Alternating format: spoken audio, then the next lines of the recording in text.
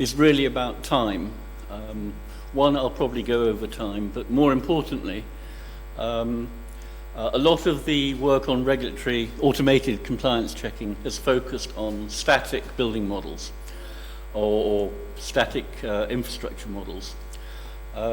What I was asked to do with the help of Zijing and my supervisor Selcuk Cidik was to look at the health and safety on building sites in real time.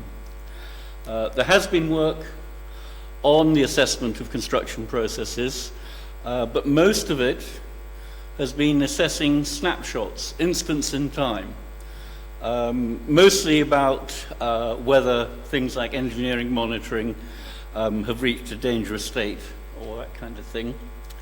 And then there is a general work that has looked at the logic of, well, temporal logic, the relationship between things, events that happen over time.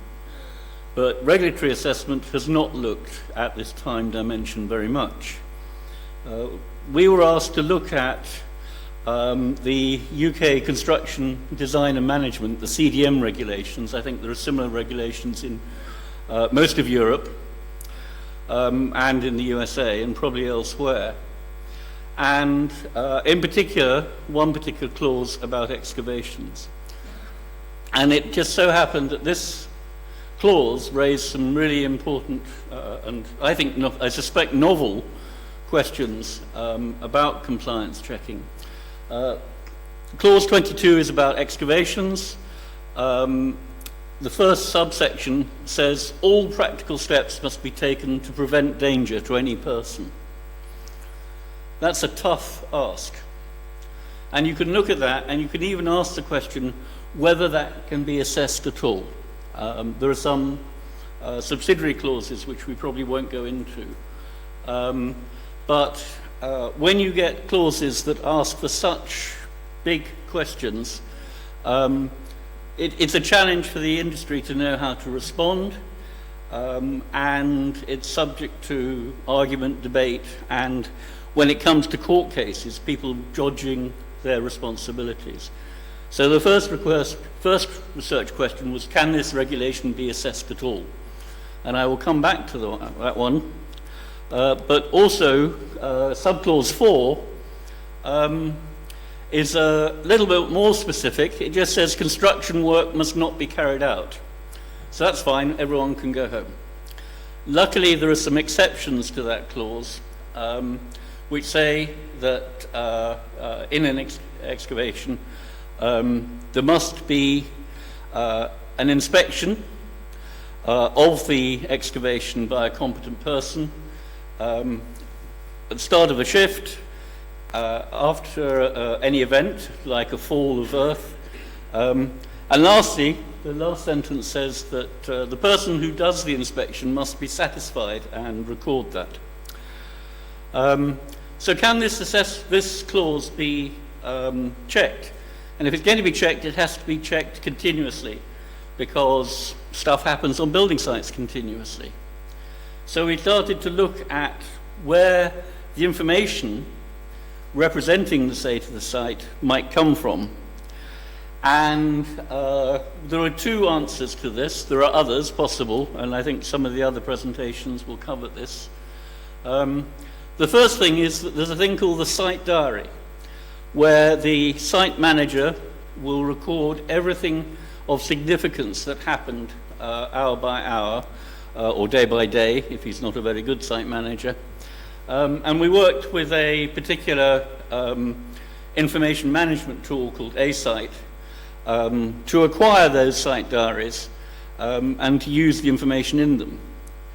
The other source of information that we thought might be useful was a site movement log kept live by tracking hard hats, sensors on hard hats and on vehicles. And that's a product called Plinks. And there's a presentation on Wednesday morning by Wahid Seif, 10 o'clock, where they'll say a little bit more about the kind of technology they've been using. But we needed to take both sources of information and gather it, in this case in a table, and essentially merge the information about location about what products are involved, 3, what the activity is with a date and timestamp, and 4thly, what actor was involved in that. So both the site diary and the sensor system is giving us information about those 4 things going on. In some cases, just an aside, we needed to translate the language of the regulation and the language of the site diary and the sensors to be the same.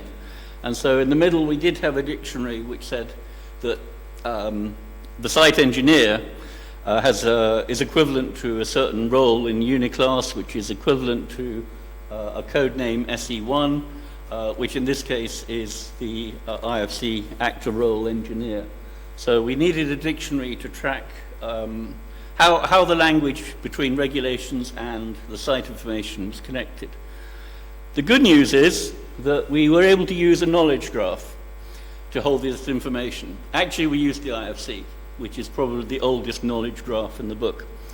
So here you have a quick summary of the IFC schema, showing the 4 things we're interested in: IFC space, IFC product, IFC task, and IFC actor, and the relationships between them.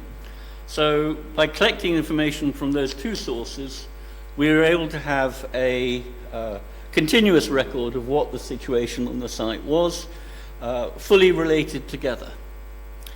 Now going back to the regulation, you saw it had been marked up, and this is the regulation shown as a concept graph. And what's really interesting for the timeliness issue is the 3 things at the bottom in blue. First of all, the actor has to be competent. Now, that's a prerequisite for them doing an inspection.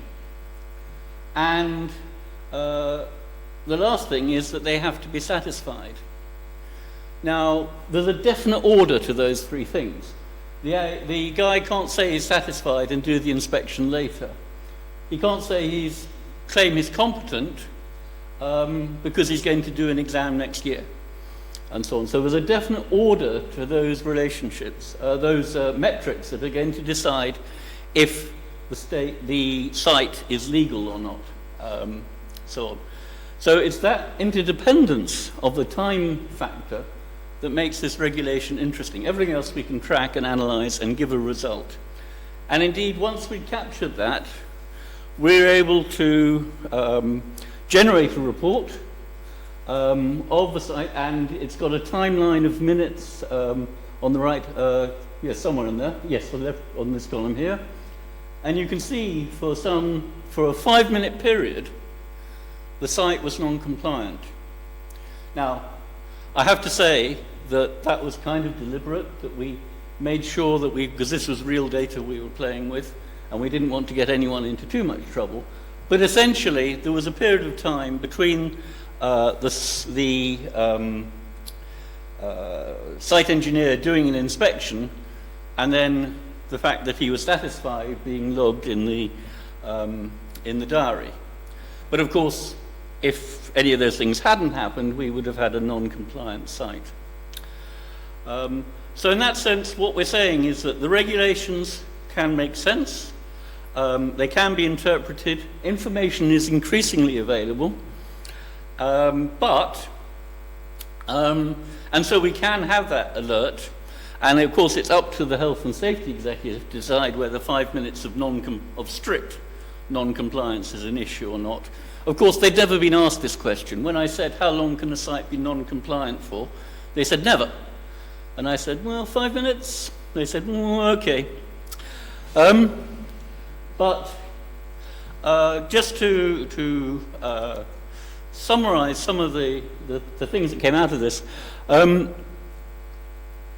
yes, the metrics around time have interdependencies, and we have to reflect those in a proper schema if we're going to check compliance of the site. The other thing, going back to the first subclause, is that yes, we can check leading indicators, the things that suggest whether safety is being maintained. Leading indicators like is there safety management underway, which is the subject of some earlier clauses in CDM. Yep, we can do that, and we can check whether certain procedures have been followed and so on and so forth. Live indicators can now be checked because we've got on-site monitoring of various kinds. However, going back to that first clause, subclause, trailing indicators cannot be checked. Things like safety, so on, the maintenance of safety. The only way you can say a site is safe is after construction has finished. It's retrospective, and we call that a trailing indicator. And we must recognize those and say they are not metrics that can be checked. They are objectives. And in fact, clause 1 sets up this objective that safety, there should be safety, people should be safe at work. And then the subclauses say how you can do that. Now, the English grammar, and I think in any other language, doesn't tell you that clause 1 is different to the following clauses. But we need to mark things up to say that's an objective, not something that can be measured, because the only time it can be measured is after the construction is finished, or someone dies and there's a court case and liability is being assigned. So it adds a new, so in the list of issues to do with automated compliance checking, the time sequence of things really matters, and there are some metrics which you can't test because they're actually anticipating the future. So those were the lessons learned, and yeah, any questions?